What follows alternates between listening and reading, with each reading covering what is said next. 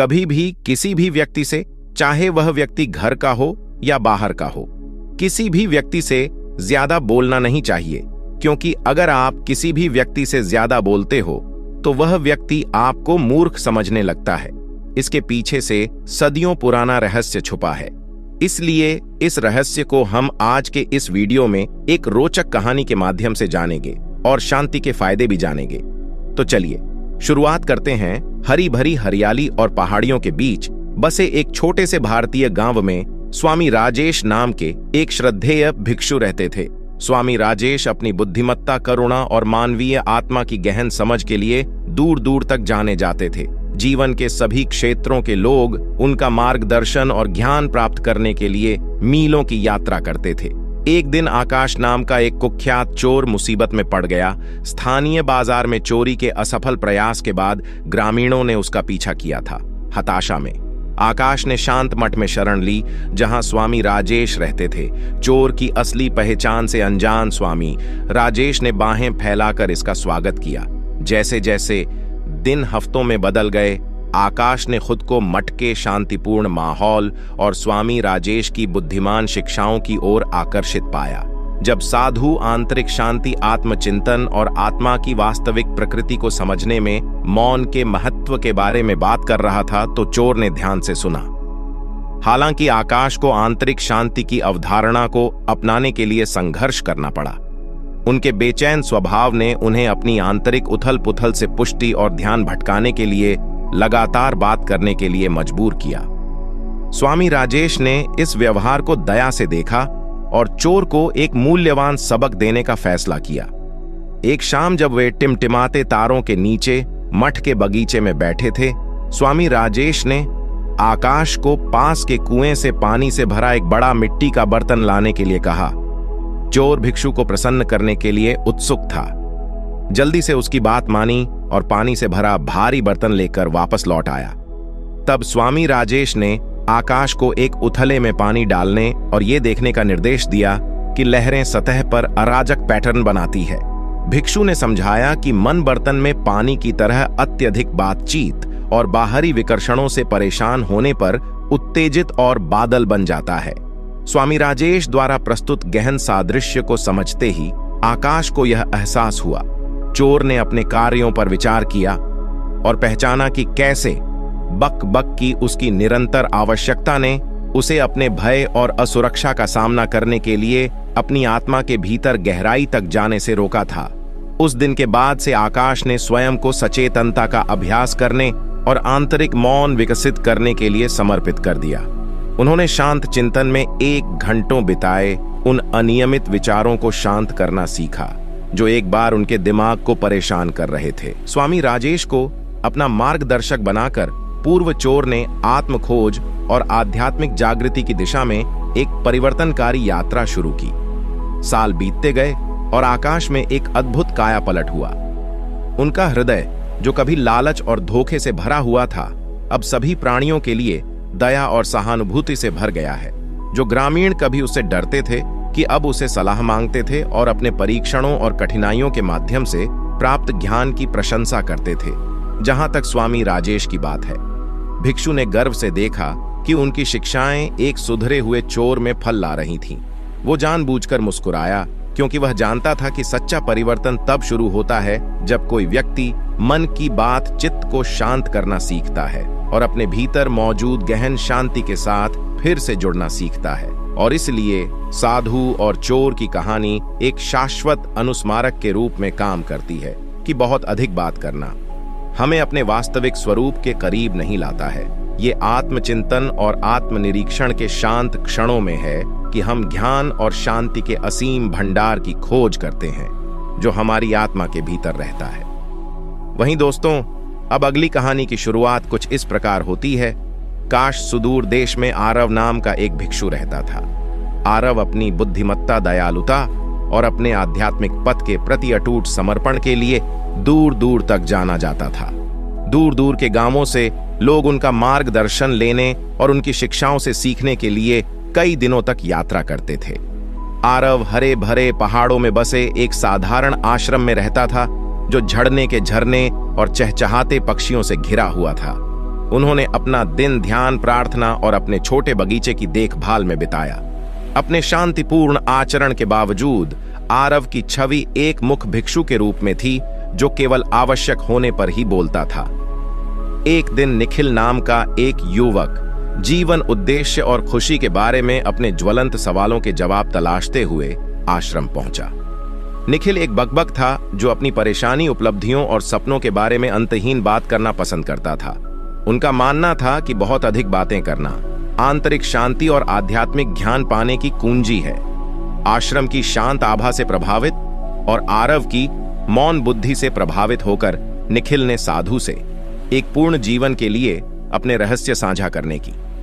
आरव बस मुस्कुराया और निखिल को अपने साथ जंगल की सैर पर चलने का इशारा किया। जैसे ही वे घुमावदार रास्ते पर चल रहे थे, निखिल हवा को शब्दों से भरने की इच्छा को रोक नहीं सका। उसने भिक्षु को अपने ज्ञान और बुद्धि से प्रभावित करने की आशा करते हुए अपनी महत्वाकांक्षाओं, भय और इच्छाओं के बारे में बात की। दूसरी ओर आरव ने धैर्यपूर्वक सुना। उसकी आंखें समझ से चमक उठी। घंटों चलने के बाद वे ऊंचे पेड़ों और खिले हुए फूलों से घिरे एक शांत स्थान पर पहुंचे। आरव काय से ढके पत्थर पर बैठ गया और निखिल को भी ऐसा करने का इशारा किया। युवक ने भिक्षु की गहन शिक्षाओं को सुनने के लिए से उत्सुकता से उसका अनुपालन किया। लंबे प्रवचन में शामिल होने के बजाय आरव ने अपनी आंखें बंद कर लीं और एक मधुर धुन गुनगुनाना शुरू कर दिया। भव्य रहस्य उद्घाटन और जटिल सिद्धांतों की अपेक्षा करते हुए निखिल उस क्षण की सरलता से आश्चर्यचकित रह गया। लेकिन जैसे ही उसने भिक्षु की सुखदायक धुन सुनी, उसके मन में लगातार चल रही है बकबक को शांत करते हुए शांति की भावना आ गई। जैसे ही निखिल आपके पास रहा, उपस्थित स्थिर और मौन रहने की कला सीख रहा घंटे दिन में बदल गए। वहां एक भी शब्द बोले बिना ज्ञान सत्य व्यक्त करने की साधु की क्षमता पर आश्चर्यचकित था। आरव ने निखिल को सिखाया कि सच्चा ज्ञान बोले गए शब्दों की मात्रा में नहीं, बल्कि अपनाई गई चुप्पी की गुणवत्ता में निहित है। ध्यान, चिंतन और आत्मनिरीक्षण के माध्यम से निखिल ने उन उत्तरों को खोजना शुरू कर दिया जिनकी वह हमेशा से तलाश कर रहा था। उसे एहसास हुआ कि बहुत अधिक बातें करना उसकी आंतरिक उथल-पुथल और भय का सामना करने से बचने का एक तरीका था। आश्रम की शांति में उन्हें अपने संदेहों और असुरक्षाओं का सामना करने का साहस मिला, जिससे उन्हें आत्म जागरूकता के प्रकाश में घुलने का मौका मिला। महीने बीत गए और निखिल का परिवर्तन किसी चमत्कार से कम नहीं था।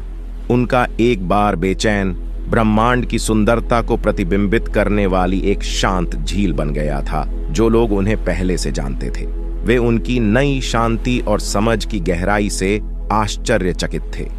एक दिन जब आरव और निखिल तारों से जगमगाते आकाश के नीचे बैठे थे, तो युवक ने अपने दिल की बात कही। मास्टर, मैं मानता था कि बहुत अधिक बातें करना ही सुनने और समझने का एकमात्र तरीका है, लेकिन अब मैं उस सच्चे संचार को देख रहा हूं। शुरुआत सुनने से दिमाग को शांत करने और दिल खोलने से होती है।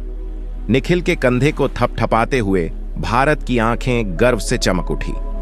मेरे प्रिय शिष्य, तुमने सबसे बड़ा रहस्य खोज लिया है।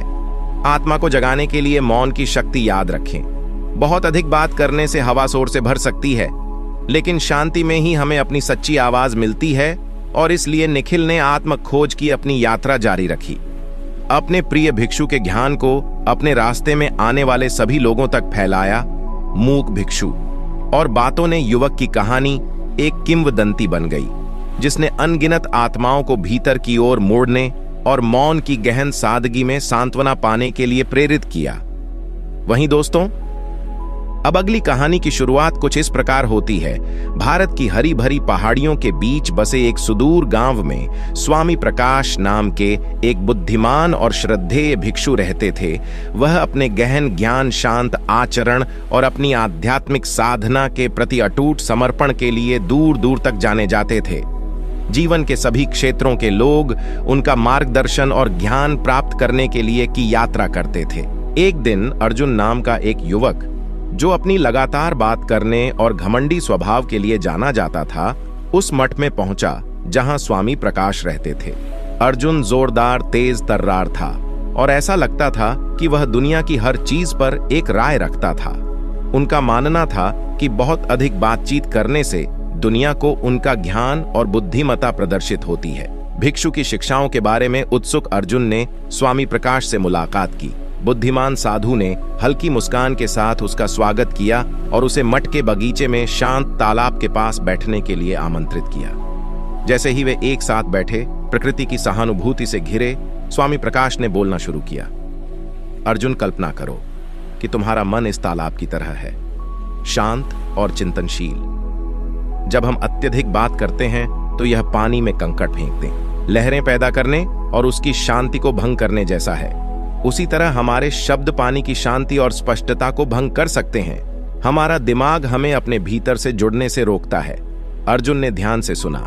उसकी सामान्य बातचीत की जगह जिज्ञासा और आत्मनिरीक्षण की भावना आ गई। स्वामी प्रकाश ने आगे कहा, सच्चा ज्ञान हमारे शब्दों की मात्रा में नहीं, बल्कि हमारी चुप्पी की गहराई में निहित है।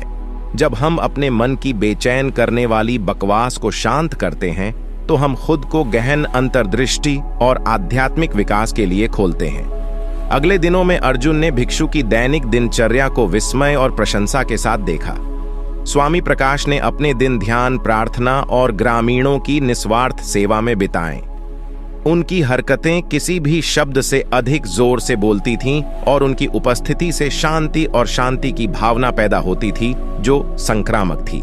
एक शाम जब सूरज क्षेत्र से नीचे डूब गया, अर्जुन विनम्र हृदय से स्वामी प्रकाश के पास पहुंचे। स्वामी, मुझे अपने तरीकों की मूर्खता का एहसास हो गया है। मेरी निरंतर बक बक एक डाल थी जो मेरी असुरक्षाओं और भय को छुपा रही थी। मैं आपसे निकलने वाली शांति और ज्ञान को पाने के लिए उत्सुक हूं। क्या आप आत्म खोज के इस मार्ग पर मेरा मार्गदर्शन करेंगे? स्वामी प्रकाश ने करुणा भरी आंखों से अर्जुन की ओर देखा। प्रिय अर्जुन, अंदर की यात्रा एक पवित्र यात्रा है जो आत्मचिंतन, विनम्रता और अहंकार को दूर करने की इच्छा से प्रेरित है।